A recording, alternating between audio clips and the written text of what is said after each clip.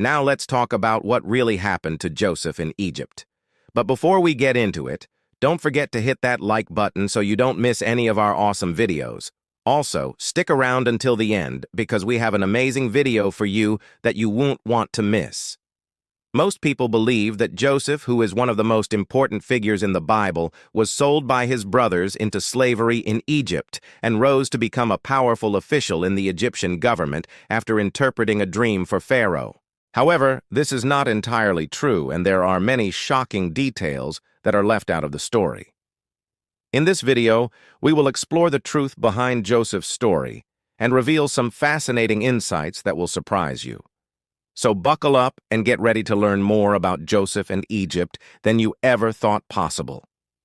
Did you know that Joseph was sold into slavery in Egypt? That's right.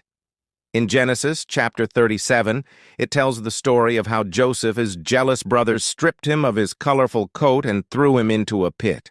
Later, they sold him to a group of traveling merchants who took him to Egypt and sold him to Potiphar, an officer of Pharaoh, as a slave. But the story doesn't end there. After being falsely accused of assaulting his master's wife, Potiphar throws Joseph into prison where he spends 2 years. However, just before Pharaoh has a series of dreams that nobody can interpret, an official from the prison remembers Joseph's ability to interpret dreams and brings him before the Pharaoh. And the rest, as they say, is history. Joseph interprets the Pharaoh's dreams, saves Egypt from famine, and rises to become the second most powerful man in Egypt, second only to the Pharaoh himself. However, did you know that there are some shocking details about this story that they don't tell you? For example, when Joseph was brought before Pharaoh to interpret his dreams, Pharaoh was so impressed by Joseph's wisdom and insight that he made him governor over all of Egypt.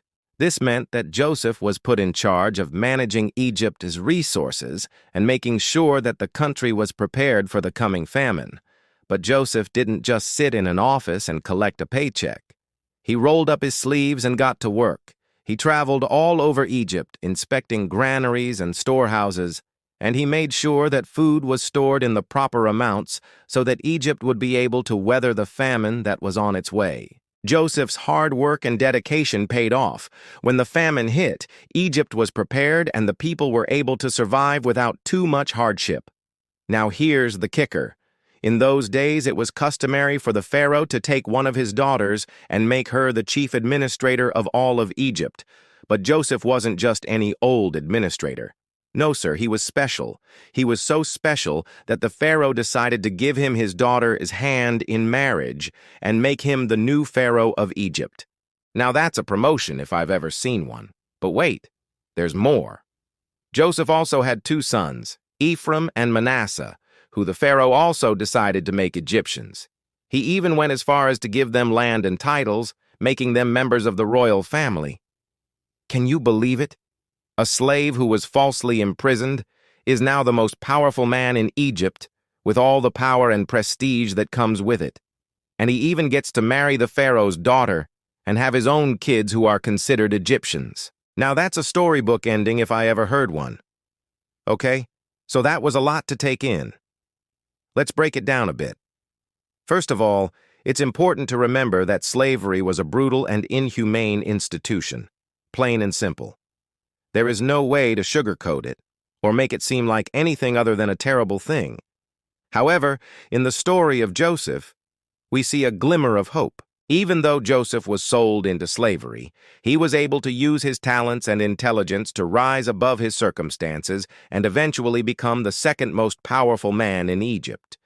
This shows us that no matter how difficult our circumstances may be, we should never give up hope. With hard work, determination, and a little help from our friends, we can achieve anything. Secondly, it's important to remember that Joseph wasn't the only person who benefited from his relationship with Egypt. In fact, the entire nation of Israel benefited because of Joseph's actions. After the famine hit, Joseph was able to use his position in Egypt to help feed the people of Israel and save them from starvation. This shows us the importance of looking beyond ourselves and thinking about the greater good. Sometimes the decisions we make may not benefit us directly, but they can make a huge difference in the lives of others. Finally, it's important to remember that God was with Joseph every step of the way. Even when things were at their darkest and Joseph felt like all hope was lost, God never abandoned him. In fact, God used Joseph's story to accomplish his own purposes and bring salvation to the nation of Israel. This gives us hope that no matter how difficult our circumstances may be, God is with us, and he will never leave us or forsake us. Now here's the thing. Most people focus on the slavery part of Joseph's story and miss the bigger picture. Sure, slavery is bad, but that's not the whole story. Joseph was able to use his skills and smarts to climb the ladder in Egypt and become super successful. Plus, he helped out his whole family and the people of Israel while he was at it. And let's not forget that God was watching over him the whole time and using him to carry out his plans. So yeah, slavery is awful, but Joseph's story is more than just that. It's a story of hope, resilience, and faith. So let's not paint Joseph as some poor victim of circumstance who just happened to be enslaved. Instead, let's look at his story as an example of how we can overcome adversity and achieve great things if we try hard enough. That's all for this video, folks.